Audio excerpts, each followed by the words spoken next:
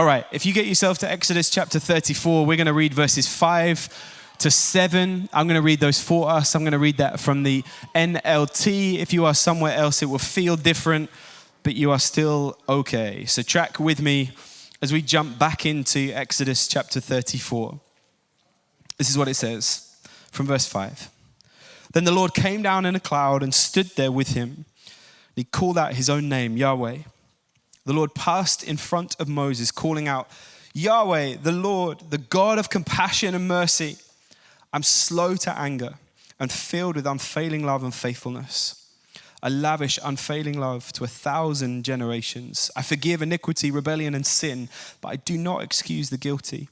I lay the sins of the parents upon their children and grandchildren. The entire family is affected, and even children in the third and fourth generations. That's where we are. And if you haven't connected or tracked with this communication so far, I don't want you to panic. I don't want you to think, oh, this starts really nicely and then we fall off a cliff and now I'm not quite sure what's happening. We have said and explained that we're going to work our way through this in the next couple of weeks. And so we have got through some of those early stages, and I'm going to bring our attention to slow to anger today. I'm going to bring our attention to verse 6, slow to anger, and I want to lift some things out that will be helpful for us. But again, for confidence, I don't want you to feel discouraged by kind of the second half of verse 7. I don't want you to think, oh my gosh, I'm not coming next week. What's about to happen? I want you to see and understand the health of what's happening here. It's God speaking about holy consequence. It's God speaking about people's ability to choose him. We can pick up some clunky theology about, you might have heard language like generational curses here. That's not what's happening. That's not what God is saying. I believe that God is teaching us and telling us his goodness and how it contrasts to what we perhaps misunderstand sometimes. We'll get to that in good time. Pastor Sarah Hingley is going to teach us good stuff about that. Sarah Woodston's got good stuff to teach us about these verses that are to come, that we can remain excited and confident and full of faith. I haven't just stolen the good bits for myself and then kind of left them to it and gone, well, you can tell them about that bit. It's good news. We believe that the gospel is good news, and we believe that the gospel begins in Genesis 1 and runs all the way through. We're not cherry picking and lifting up moments that just make us feel good, but it's teaching us and telling us about the character and the nature of God. And that's kind of what this series is. Life Path, that's kind of what this is. So in this moment, Moses, as a representative of the people of God, has ascended to a high place. Now, if you remember, we've talked about high points in kind of the Hebrew Bible are significant. They're teaching and they are telling us something. So the representative of the people of God, has ascended to a place of significance to meet with God. That's good news. That's exciting. That's telling us something that we want to stick around and find out about. And so we make our way through, around, over, under, over the top of the mountain, whatever life might look or feel like for you, but we can learn something from these moments. We've spent nearly 10 months telling us that Jesus is God, Jesus is God, Jesus is God. So it's helpful to understand, well, what's God like? What's God like? If Jesus is God, and we believe, full disclosure, that he is, we believe that Jesus is alive, we believe that he is God, well then, what's God like? And so we have to find a moment where God teaches us and tells us what he is like, and that is what's happening in this moment. Moses has been up in this space before, and it has not gone well. The people of God have panicked. Moses has been gone a long time by this point in their kind of moment. Their connection to the Creator has gone. And I don't know if you have heard these verses taught and told before, but often we can land on, hey, the people of God start worshiping an idol, chaos breaks out, all of these things are terrible and bad and wrong. And there's an element of that is speaking truth to us. But I wonder what it looks like for the people of God to lose their representative and connection to God. I wonder how that feels over time. If you feel that you've lost your representation before God and you've lost your connection to God, I wonder what that evokes in us. I wonder what our response would be like. That's some of what the people of God are doing prior to this moment. They've lost their representative, they've lost their voice, they've lost their connection to their Creator. And so they've panicked. And they've gone, well, in the absence of the one who has been sent to be the mediator, in the absence of the one who is the connector, in the absence of our way to connect with life and with truth and with hope and with mercy and with grace and with kindness and with steadfast love, in the absence of establishing that connection, let's just do something. Let's find a way to attach those moments to something. And they build this idol, they build this monument, they build this golden calf, and all of that is important and layered with symbolism, and we just do not have the time now in the 19 minutes that I have left to shout at you to tell you why that's important. They build this monument, they build this moment, they build this space, and they are not worshiping the monument, they're not worshiping the space, they are mourning, I believe, their loss of connection and representation before God. It's still not okay, because Moses is still very much alive on the mountain. They've just tried to wrestle the plans of God into their own timeline instead of trusting God for his. I don't know what you've heard taught and told from Exodus 32, 33, 34 before, but I think it can be too easy for us to put down an externalizing of blame on people that we don't know and we weren't there. And then we join these dots and we say, so therefore don't have any idols. And we go, I don't think I have got any idols. I'm not sure what that means. I don't have any golden calves in my living room. There's not one on the drive. I don't have to park kind of far away to accommodate my physical idol. So what does that mean for us? I think it's speaking to us about many things, but it's speaking to us about the loss of connection and representation when we've lost the ability to hear God's voice and to see his face, when we feel that we've lost our way as we are making our way around the mountain. Don't sing it. Don't do it. Don't do it. So then we pick up in Exodus 34. Moses goes back up. He's already had these instructions. God has already breathed in this moment. He's already given him something to carry. And he's come back down and seen that the people have panicked about their loss of connection. And so he has smashed the instruction that God has given him. And so God says, let's do it again. If you bring kind of the things that you need, I will write them out again. You come back up to me. And so the representative of the people of God makes his way back up the mountain. And there are some differences this time. And I would encourage you in your own time to study these things and see what's different about this time, see what's happening. God invites Moses back up, and we know, and I've spent 2-3 weeks to this point helping us see and hopefully understand that God is inviting his people into a partner agreement with him defined by his terms. Does that make sense? No. Good. Let me unpack that then. God is inviting a representative of the people of God to be in a partnership agreement with him defined by his character. It's not dependent on Moses' ability to administrate the community. It's dependent on the nature and the goodness and the character of who God is. And these verses, Exodus 34, 5-7, are the most quoted in the Hebrew Bible. Why? Because it's telling us who God is. This is God taking this moment to say, this is who I am. This is what I am like. And if Jesus is God, then what is God like? How does that shape and influence our discipleship, our following of him, how we are apprenticed to him that will teach us and tell us something? And I spent some time helping us think about, if my understanding of the reputation of God is off, then it's going to influence my approach to God. And so I use the weather, because we live in England, what else have we got, to help us think about, instead of basing my decisions on speculation on what it might be like, I'm called to experience the reality of what God is actually like, and I can make discipleship decisions from there. And then we spent some time last week thinking about compassion and mercy and thinking about putting the cutlery away. It's kind of what I wanted to attach that to us, and how we can kind of reconnect with the process and not with a product. And so this week we get to slow to anger. This is a list in Exodus 34. This is a list, but it's not written perhaps the way that you write a shopping list. It's perhaps not the way that we would recognize a list. And what I mean by that is that it's not ranked in order of importance. I don't know what your shopping list look like, but I would imagine the things that you're most excited about or you need the most go near the top of the list. And then there's some panic later on at the bottom, but you kind of, broccoli lives somewhere in the middle. Who's putting broccoli on a shopping list? Grow up, that's miserable. But there are some things that we're indifferent about in the middle. There's some vegetables, there's some fruits, there's some, whatever else we need in there. But the exciting stuff, the stuff that we're moved by, like the sweets and the things that we pretend we haven't got in the treat cupboard, they live at the top of the list. The things that we know that we are excited about. We organize things, we rank things in importance order. Are you with me? Are you sure? This is a list, but it's not ranked in that way. We know from elsewhere in Scripture, if it's in the middle, then it matters. We know if it's in the middle, then it's teaching and it's telling us something. And so this list looks like this. Yahweh the Lord, the God of compassion and mercy. So these two come together. I'm slow to anger and filled with unfailing love and faithfulness. These two come together. So we get compassion and mercy. That's one slice.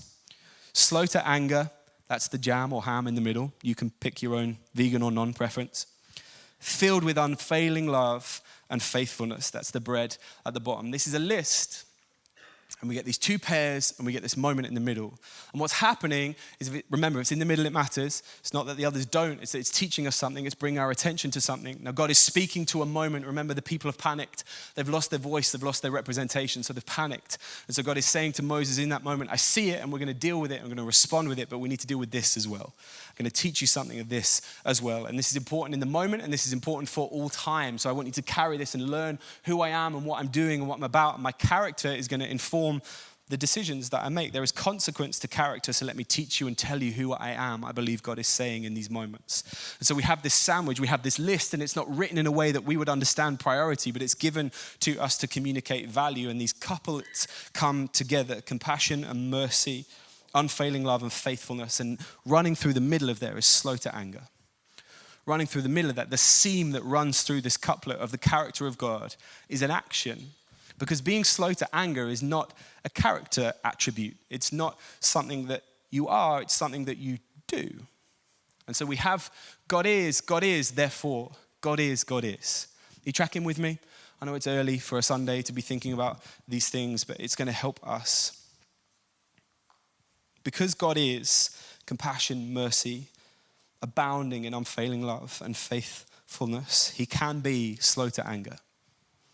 Can be slow to anger. Now, anger isn't the issue. I want to lean in here a little tiny bit for us, because I think a few things happen when we think about God and when we think about God being angry.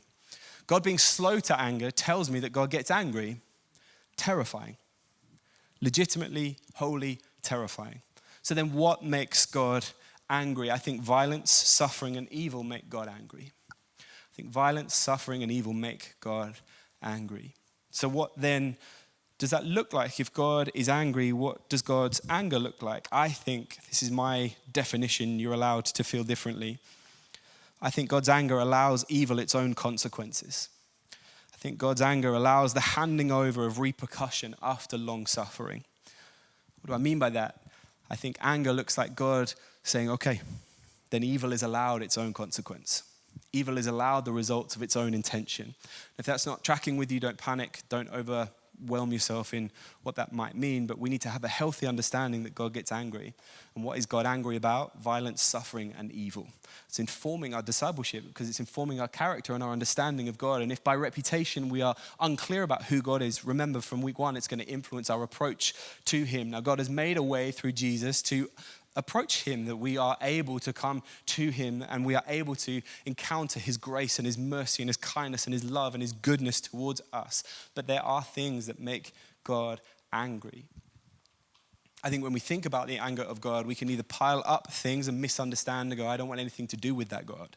And we can make timelines of things shorter and we can say, well, that's not fair, that's not just, that's not true, and that's not who God is. And then we need to have a healthy understanding of what the anger of God is about and what it looks like. I think God is angry with violence, with suffering, with evil. But God will take a long time before evil is allowed its own consequence. That there will be space made. There will be an opportunity for repentance. That just means turning away. It means if I'm heading this way and I see that it's the wrong direction, I need to turn myself around. That if I am involved in patterns of violence, suffering, and evil, that God will give me every opportunity to respond to grace and mercy and healing and hope and justice and peace and kindness. That the evidence of God in me will allow me to change track from those things and move in a way that looks like the character and the nature of God. The consequence of character will speak to our actions.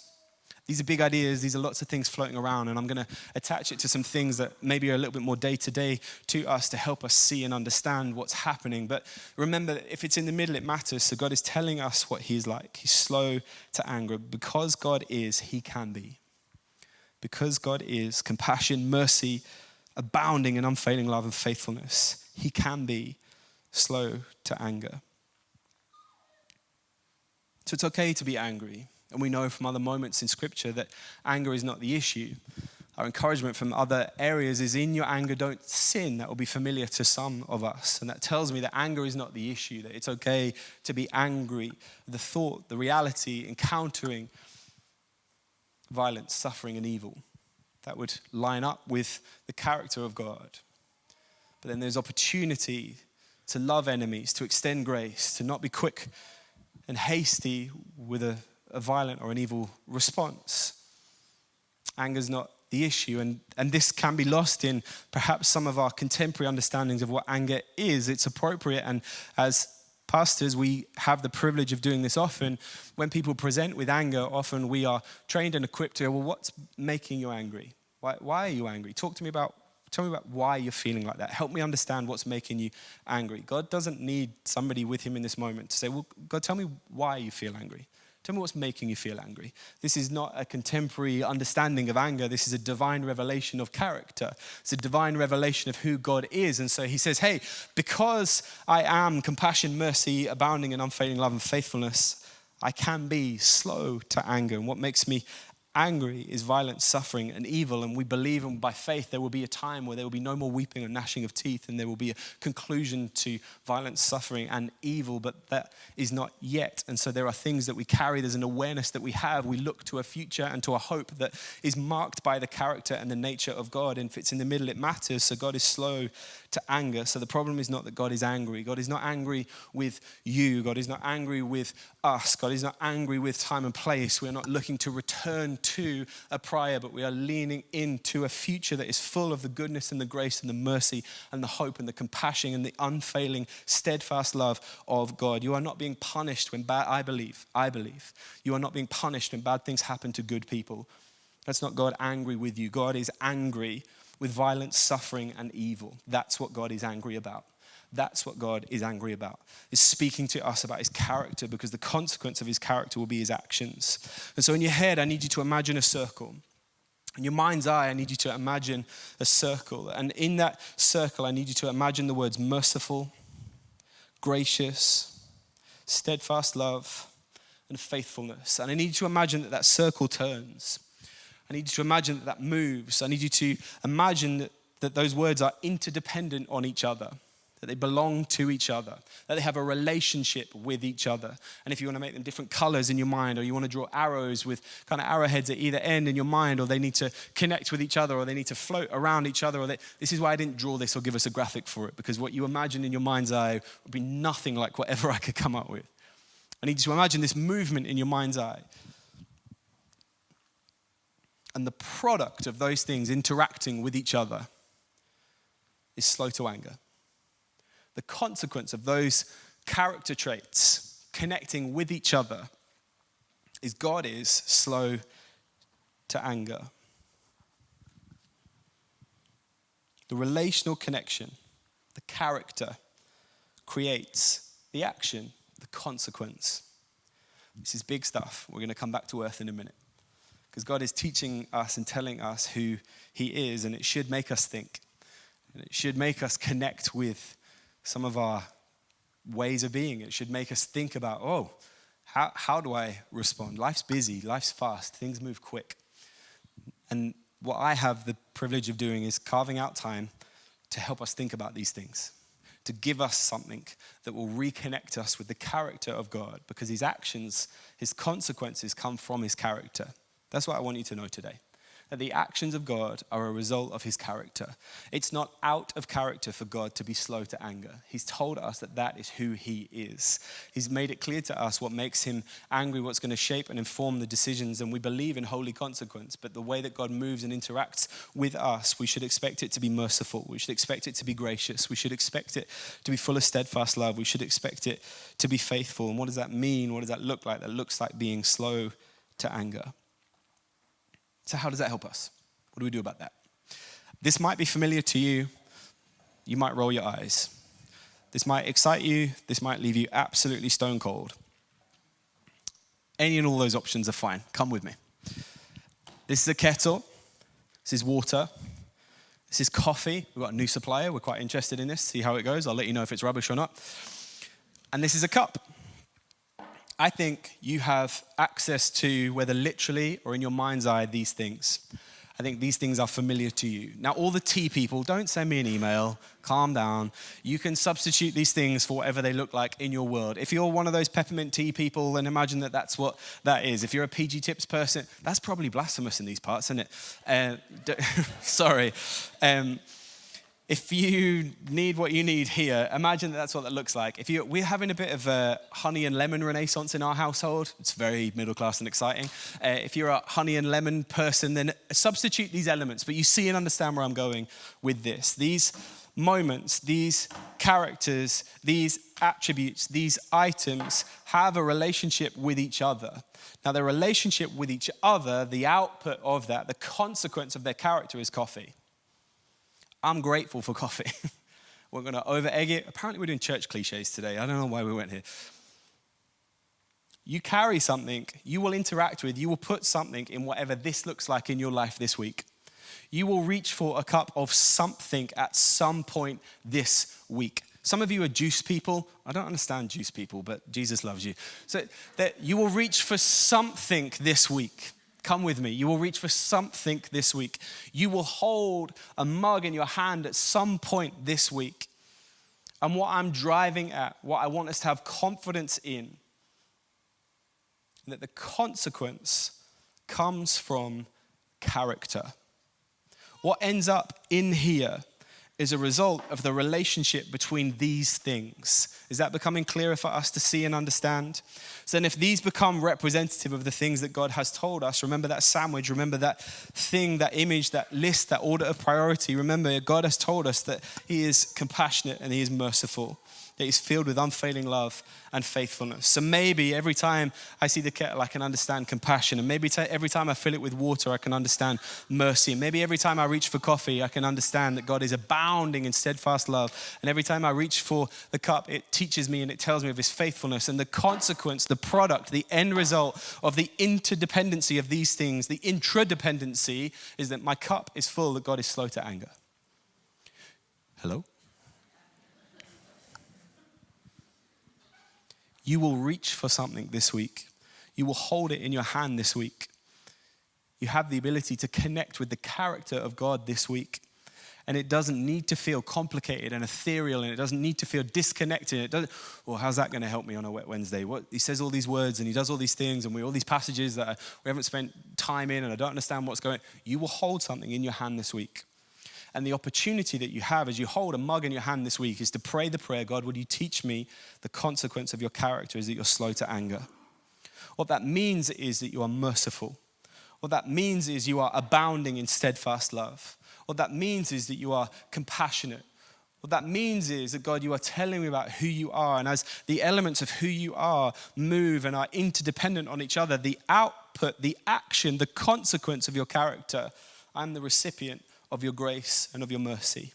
I'm the recipient that you're slow to anger. Now, how does this help me? Because you will hold a cup this week, and you will hold a cup this week in environments that you can't control, and perhaps sometimes you didn't choose. And so what that looks like for us is that sometimes I hold a cup and it is a tool and it reminds me and it allows me, God, let my behavior, let the consequences be a result of my character, and let my character be full of who you are. Jesus, I want to know you and I want to follow you, and you have promised me and you've said that the consequence, the output, the action of a life that is apprenticed to you and full of you looks like what's the contents of the cup is love, joy, peace, patience, kindness, goodness, gentleness, faithfulness, and self-control. This is how this speaks to us. If Jesus is God, what's God like? God is these things in Exodus 34, 5-7. God is the God of compassion and mercy. He's slow to anger because he's filled with unfailing love and faithfulness. These character attributes are telling us and teaching us about how we live and how we respond. And so what I want us to be encouraged by this week is every single time you reach for a cup this week, every single time you look for refreshment this week, every single environment you are in where you are sharing space with somebody this week, take a mug and pray for peace. Take a mug and pray for peace. Take a mug and pray for peace. And there will be moments where it's appropriate to do that out loud, and there will be other moments where it's appropriate to do that in your internal world. As connected to these things, God, would you teach me as I fill the kettle with water? What does it look like that you are compassionate and you are merciful?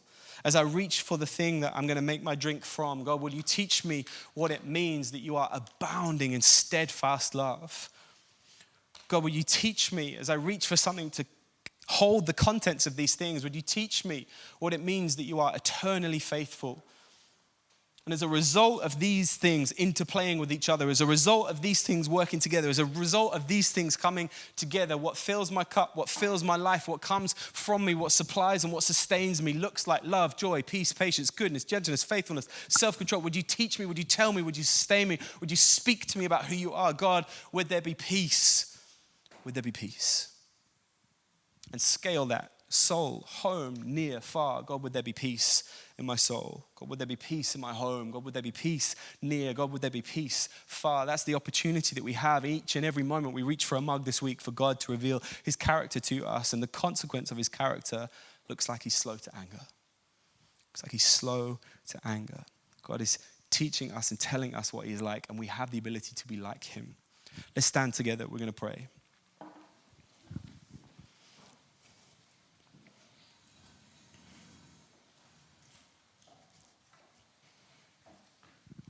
Anger's not the issue. So God being slow to anger is not relief to us because it means we can get as near to the edge as we dare to go, knowing that he's not really paying attention or looking. That's not what slow to anger means. God being slow to anger is an invitation to know him and to be like him. God being slow to anger is understanding the relationship between his character and understanding that the consequence is grace. The consequence is mercy. The consequence is kindness. The consequence is love. Every time we hold a mug, pray for peace. The way of Jesus in me, the way of Jesus through me. Every time I connect with these elements, every time I pick up these things, I can think about what's important. I can think about the order that God has given to me. I can think about the way of life that God offers and extends to me. Every time I reach for a cup, I can be reminded of Exodus 34. God, you are a God of compassion and mercy. God, you're filled with unfailing love and faithfulness. Now would there be peace? Father in heaven, would you speak to us? This week as we reach for refreshments, would you teach us? Would you speak to us? Would you remind us of the consequence of your character? Would you speak to us about what peace looks like? Would you speak to us about how you are moving in us? Father, again, for those who maybe feel disconnected or pushed out or don't feel included in the things that are happening in your kingdom, would you remind us every time that we reach for a mug that you are who you say you are? Jesus, you're God. God, what are you like? You are merciful. You are compassionate. You are abounding in steadfast love. And you are faithful. And so, you are slow to anger.